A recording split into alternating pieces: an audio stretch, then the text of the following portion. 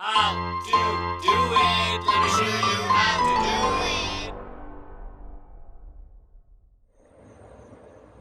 Hi guys, so I have this standalone freezer, and this is a Whirlpool. This is the model number EBL202NXTN01, and it's about 8 to 10 years old. And one thing we started observing was it wasn't cooling properly, so we put this bowl of water, and you can see it's not really freezing the ice, so it's cooling, but the cooling is not as good, so we turn it off, and as soon as I remove this, I notice the ice built up. So something is definitely not right. So in this video we're going to be taking a look at what's causing this, and there are a couple of things that you can test for. So we're going to go ahead and remove this panel, and for you to remove it is these 4 screws, and I've already removed it, so I'm just going to go ahead and pull this panel off. And you may want to be careful because this ice might be sticking with the ice on the backwards, so you may want to melt this off and then remove it, because see, right now I see a resistance, so I'm not going to pull it off because you can break things on the back side. So for you to remove ice, just use a blow dryer, just use it in hot settings and turn it on, and we're just going to leave it and start melting.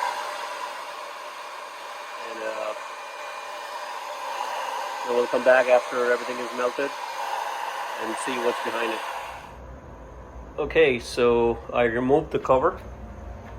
So all I had to do was melt a little bit of ice from the front, and that kind of let the cover come out, so you can see how badly frosted this whole thing is, And here you can see, if you try to pull the whole cover off, this would really create a mess.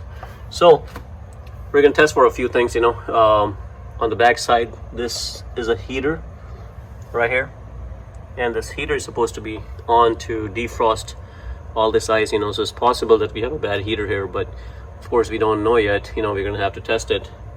And these are the 2 wires that you see. So there's one wire coming right here. This is one end of it, and right here. And then we have to find out the other side, which is also it's kind of hidden behind the whole ice, so we're gonna go ahead and melt it, and then we'll see what's the other wire, and then we can go ahead and test it.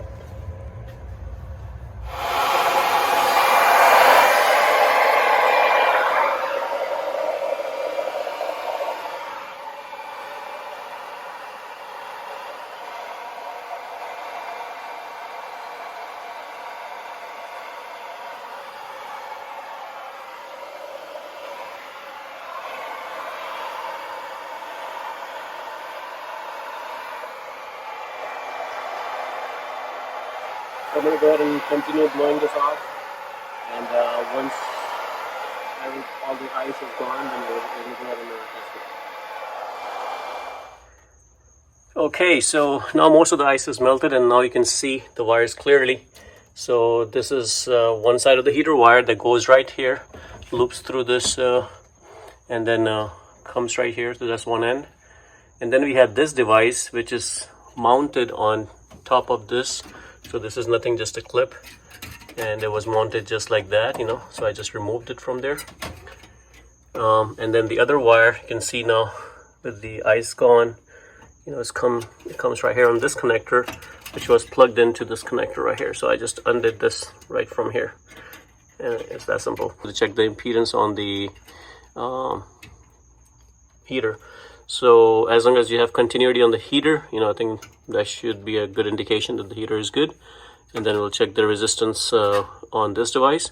And if these 2 checks out good, then most likely your defrost timer, which is installed on the back side, most likely that device is bad. So it does happen that the defrost timer sometimes goes bad, which is supposed to kick the heater on and melt all that stuff, So, but these are the 2 first thing that you may want to test before you get into the defrost timer. So I'm going to go ahead and put my meter and check this device and the heater.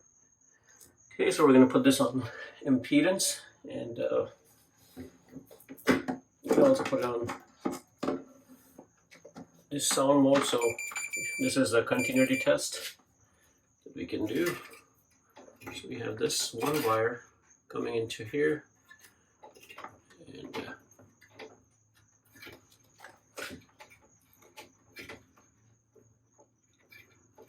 see if we can unplug this. There you go. This is just a connector, and you can clip onto this and check on. There you go. So it shows about 34 ohms. There you can see it's 34 ohms. That tells me that my heater is good. Definitely nothing wrong with the heater. Okay, so now we're going to remove the defrost thermostat. That's the little device that I showed you guys earlier. And then we have to check the impedance on that. So the way that small device works is if the freezer is off, it should be open circuit. So meaning you should not read any resistance, in there, because it's just an open contact. So we're going to go ahead and unplug it, just pull it out. And once you pull it out, that just comes off, the other end goes to the heater. So this particular impedance on this one should be just open circuit, so all you have to do is just connect the leads, and one end to the other end, and the meter should not beep, or it should just show open circuit OL. So that tells me that at least it's open circuit on a room temperature. Now we're going to go ahead and put it in the freezer, because the way this device works is once it reaches certain temperature, I think it's like 15 degrees, every one of them have a different rating. So once it reach enough cold inside the freezer, the contact's supposed to come close, based on the coolness, and that's what triggers the melting point, for the ice, and what I say by melting point is basically it triggers the water heater to come on and start melting the ice, as long as it's receiving a signal from the timer that is on the back side. So again, just double check yourself to make sure you had good connections, and the meter shows open circuit. And let's go ahead and test it after putting it in the freezer. Okay, so the defrost thermostat, the way you test this device is, the first thing you need to find out what is it rated for. So it says L5136F. Now 51 meaning the opening temperature for this device is 51 degrees Fahrenheit, and the closing, a lot of people think 36F meaning 36 is the closing, but it's not. The way you have to do it is you have to subtract 36 from 51. So 51 minus 36 gives you 15. So that tells me that this has a closing. So the thermostat will come close at 15 degrees Fahrenheit. Anything colder than 15, it will come close. So for you to test this device, you have to really put it in a freezer. Don't put it in ice water. Sometimes that doesn't work. So put it in an actual working freezer, and leave it there for 5-10 minutes, and then you can come and check for continuity. So we're going to perform the continuity test once I put this in the freezer. Right now we tested it and it was open circuit. So that doesn't mean it's bad. It means it might be just warm enough, that the contacts came open. So that's another test that you want to check for. Make sure it's at room temperature and make sure there's no continuity. And that's one test. And then you put it in the freezer. And once it reaches 15 degrees or high or lower, then it should close the contacts in this, and you should read some impedance, on there. So we're going to do the other test with by putting this in the freezer and then testing it, and then if that works out good, then that means our timer is bad. Okay, so it's been in the freezer for a little bit, and I think it should be cold enough, at least 15 degrees or lower. And now we're going to go ahead and check for impedance on the meter, and it should read some kind of impedance, So I'm just going to go ahead and connect it and see what impedance I'm getting on this, with the contact closed. I need to change my meter to ohms. So here you can see I'm reading about 0.6 ohms, which is good. That tells me that the contacts are closed. So this gives me an indication, and this is just a beep, for me, that it tells me, hey, it's beeping. I know you guys can't hear the beeping on this one, but it's working good. So that device is good. I don't need to replace this particular thermostat. There's no need to. So this is a good check that I did. A negative check I did was with the room temperature, the contacts being open, and then putting it in the freezer and the contact being closed. So there's nothing wrong with this device. Okay, so with that test, we know that this device is good and working. So we're gonna go ahead and install this back where we removed this from, because there's nothing wrong with this device. So just clip this back in, and we're gonna go ahead and plug all this the way it was before. This one, we're gonna go ahead and plug this right here with the heater, because this is when the heater engages, and the other one goes on this. This guy comes from the timer. So most likely our timer is not working now, because we have already tested our heater, we have already tested our contact right here.